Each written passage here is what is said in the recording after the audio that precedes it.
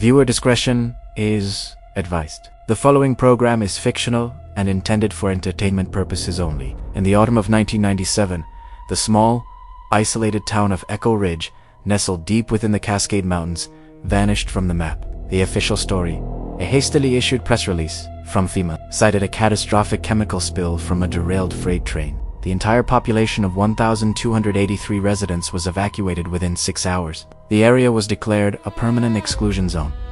For decades, that was the accepted truth. But the truth, as it often does, has a way of resisting containment. What you're about to see challenges the official narrative, suggesting the residents of Echo Ridge didn't just leave their homes. They may have left our reality entirely. Our investigation begins not with what happened, but with what didn't. The official report details a chlorine gas leak, a substance that would produce a thick, green eyeshadow cloud and a pungent, choking odor. Yet, our first piece of evidence, a VHS tape recovered from a thrift store donation bin 50 miles away, paints a very different picture. The label simply reads Becky's 9th birthday, October 12, 1997, the day of the evacuation. The footage begins innocently enough. A backyard party, kids playing, a cake on a picnic table. But the quality is poor, plagued by tracking errors and strange audio distortions. The laughter of children seems to warp and slow down. Then, the camera pans up. There is no green-yellow cloud. Instead, the sky is a deep, luminous violet, a color that seems to bleed into the edges of the frame. Even more unsettling is the sound, or rather, the lack of it. All ambient noise, the wind, the birds, the distant traffic is gone. A profound, unnatural silence hangs over the scene, broken only by the distorted worry of the camcorder. The people in the video seem unaware at first, but then you see it. One by one, they stop what they're doing. They look around, confused. A woman points towards the strange sky. The tape then cuts to static, a shrill, electronic screech, and then nothing. This wasn't a chemical spill. This was something else. If the official story was a lie, what was the military's real role? A recently declassified document, obtained through a Freedom of Information Act request, deepens the mystery. The file is heavily redacted. Black bars obscure names, locations, and entire paragraphs. But what isn't redacted is far more disturbing. The document is titled Project Sundown, Echo Ridge Containment Protocol.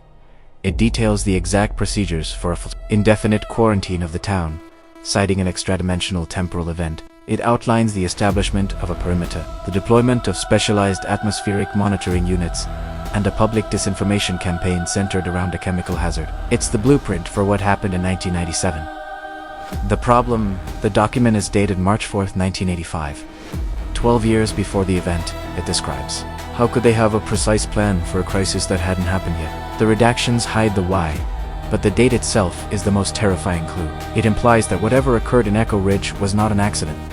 It was anticipated. The document doesn't read like a contingency plan. It reads like a prophecy they were waiting to fulfill. One section, almost entirely blacked out, contains a single, chillingly clear phrase. Once the signal is confirmed, temporal severance is the only viable option. The signal, the Echo Ridge signal, the town was declared empty and sealed off by October 13, 1997. Military patrols enforced a strict no-entry zone. For weeks, the official story held. But on November 3rd, nearly a month after the last resident was supposedly accounted for, a 911 call was routed to the sheriff's office in the next county over. The connection was poor, filled with static and what sounds like a low, humming frequency. The operator can barely make out the caller, a man whispering in a panic. This is the official transcript of that call. 911. What's your emergency? Hello, can you hear me? My name is... It doesn't matter, I'm in Echo Ridge. Sir, that's not possible. The town was evacuated. No, we didn't get out. Some of us didn't get out. We're trapped. We tried to walk out. The road, it keeps going. We walked for days and ended up back at the town site. Sir, where are you calling from? My house. I can see the soldiers from my window. They're just standing there. They don't move. Please, you have to help us. What is the danger, sir? Is it the chemical spill? There's a long pause on the line, filled only by the strange, persistent hum. No spill. It's the sky. It's the wrong color. And the sun. The sun hasn't moved in days. It's been noon for I don't know how long. We're stuck. Please. The light. It doesn't. It doesn't feel right. The call cuts out. Attempts to trace it were unsuccessful. It was logged as a hoax. But when you listen to the audio, you can hear the raw terror in the man's voice. You can hear the hum, the same low-frequency hum that audio forensics experts found layered beneath the static on the birthday party VHS tape. A violet sky, a containment protocol written 12 years in advance. A desperate call from a town that was supposed to be empty, a town where the sun no longer set. These aren't pieces of a puzzle that fit together. They are contradictions that point to an impossible conclusion. The official report on Echo Ridge is a lie constructed to hide an incomprehensible truth.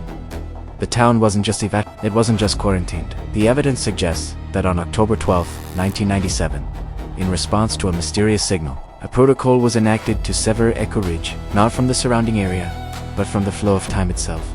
The residents who were left behind may not be dead. They may be trapped in a single, unending moment, forever living under a silent, violet sky, watching a sun that will never set. Echo Ridge is still there, on the other side of a military checkpoint, but it is no longer an Arwen.